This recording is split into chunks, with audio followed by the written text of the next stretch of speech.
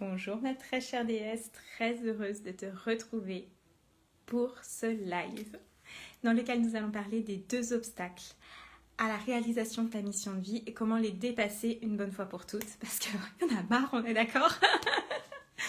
Donc on va parler de ça aujourd'hui, je vérifie que je suis bien dans le groupe et tu vas voir que en fait ça va se clarifier, ça va être très simple, je vais te parler de ces deux obstacles, tac tac tac tac tac, les étapes pour les dépasser et de comment tu peux le faire. C'est mind-blowing, comme disent les Américains.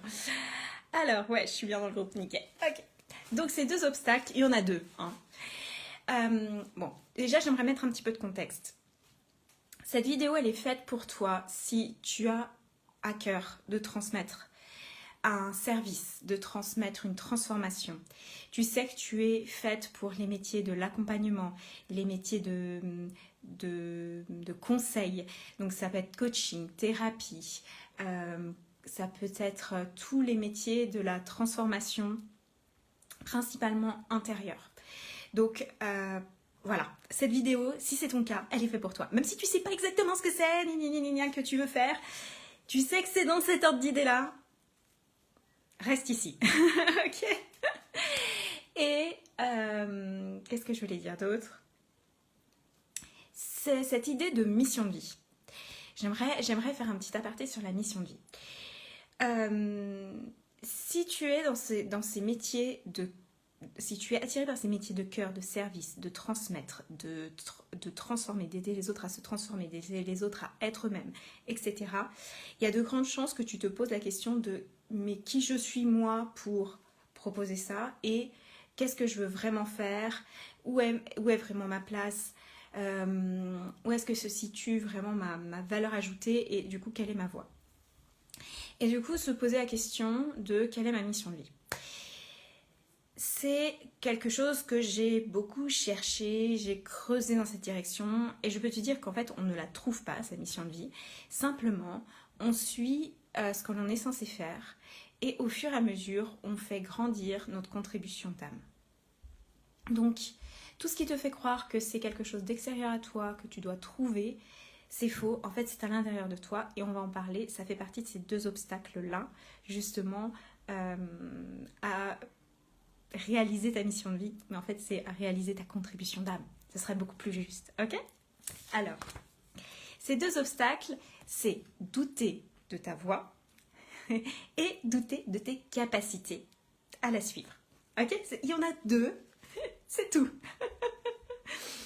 Et on peut se compliquer pas mal la tâche en tant qu'être humain parce que, voilà. On est un petit peu comme ça. Alors, je vais fermer voilà, comme ça, je suis pas distraite. Tac, nickel. Donc, douter de ta voix, ça donne quoi? Ça donne, je cherche ma mission de vie, je cherche ce pourquoi je suis faite, et quel est le métier qui est fait pour moi, etc. Alors qu'en fait, les vraies questions à te poser, c'est, il y en a 4. Non seulement 4. C'est très simple aujourd'hui.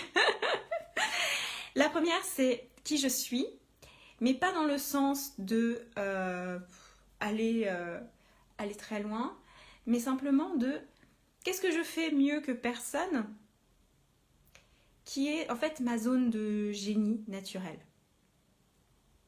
Donc, quels sont mes dons et quels sont mes talents? Parce que si tu es là, c'est qu'il y a une part de toi qui a une part spirituelle. Donc, allez regarder un petit peu ces dons, puis les révéler, ça peut être pas mal, hein?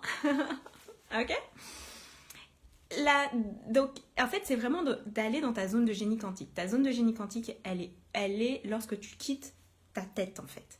Et lorsque tu es dans ce que tu adores faire. Ok? 2, ça va être de remancher à tes désirs, de ce que tu veux vraiment, de qui tu es toi, et non pas ce que la société te dit, etc. 3, ça va être de regarder la transformation que toi, tu es en train de faire encore, les outils que tu masterises encore, et encore, mais pas des outils techniques, mais en fait des façons d'être, des façons de devenir, de dépasser ce que tu as envie de dépasser. Et 4, ça va être de reconnecter aux personnes que tu as vraiment envie d'accompagner. Pas celles que tu crois que tu as envie d'accompagner, mais celles avec qui tu te sens bien, en fait, tout simplement. Donc ça va te permettre de ne plus douter ta voix. Savoir exactement quel est ce que je nomme ton art médecine, c'est-à-dire cette zone de génie quantique où tu es dans ton excellence, tu es dans tes dons, tu es dans tes talents et tu sers les personnes que tu es amené à servir. Voilà. Pour ça, j'ai un accompagnement très précis qui s'appelle Art Médecine. Si tu as envie d'en savoir plus, regarde dans la description de cette vidéo, retrouve-moi sur le site naturededs.com, toutes les infos sont là, ok? Et puis la deuxième partie, c'est douter de tes capacités. Ce deuxième obstacle. Alors une fois que tu sais où tu vas à peu près, mais c'est pas un truc genre limpide, tout tracé et poum, ça t'arrive un jour dessus. Non, tu vas avancer, tu vas faire des petits trucs et retenir en arrière et peut-être mettre plus ça en avant. Et bon, bref, tu vas te chercher un peu dans l'expression de ta contribution d'âme. Et il y a ce truc-là qui va faire le petit schéma de je doute de mes capacités, je doute que je vais y arriver, je doute de pouvoir faire ce pourquoi je suis faite. Et là, il va y avoir 4 actions qui vont être indispensables pour toi pour y aller. Ça va être de t'autoriser à monétiser ce que tu sais faire. Donc, offrir des services, en fait. Offrir ce que tu as à offrir. 2, ça va être t'autoriser à recevoir de l'argent en contrepartie. À recevoir. Pas juste mettre tes services en avant, mais recevoir. 3, ça va t'autoriser à ce que ce soit fluide et facile, ça. Parce que galérer, trébucher, se relever encore et encore et se flageller parce qu'on n'y arrive pas, ça marche pas. Et 4, ça va être de persévérer dans une stratégie qui soit alignée avec qui tu es, avec ton essence. Donc ça, ce sont les 4 actions. Là, ça va être un peu plus challengeant peut-être pour toi parce que tu peux avoir des loyautés familiales à galérer, des charges karmiques, des blessures karmiques qui te font croire que tu ne peux pas être visible. Ça va être la blessure de la sorcière. Entre parenthèses, c'est ma spécialité. Tu peux avoir aussi des blessures de l'ordre de l'enfance, par exemple, qui te font croire que tu ne mérites pas de recevoir le meilleur, que tu ne peux pas te mettre en avant, ou que tu es personne, toi, en fait, tu es nul, gna. Et ça peut être aussi toutes ces peurs de manquer. Tout ça, ça peut être lié à ton histoire, à l'histoire de tes ancêtres, à tes vies passées, peu importe. Ça peut être du coup cette peur de manquer qui te fait croire que tu n'y arriveras jamais ou qui te fait croire qu'il faut travailler dur pour réussir. Et puis, il y a cette fameuse blessure qui nous fait opposer spiritualité et prospérité financière. Parce qu'on ne peut pas avoir les deux, hein. On ne peut pas être spirituel et prospérer. Ah, merde. Et puis tout ce qui nous fait croire que le marketing, que la vente, que la communication, elle doit se faire dans la tête. Alors qu'elle doit se faire avec le cœur, avec notre âme. Ok? Donc ça, si ça te parle, ça, je suis en train de créer l'offre d'accompagnement infini. Ça va être exactement pour ça. Prépare-toi parce que cette offre, elle est oufissime.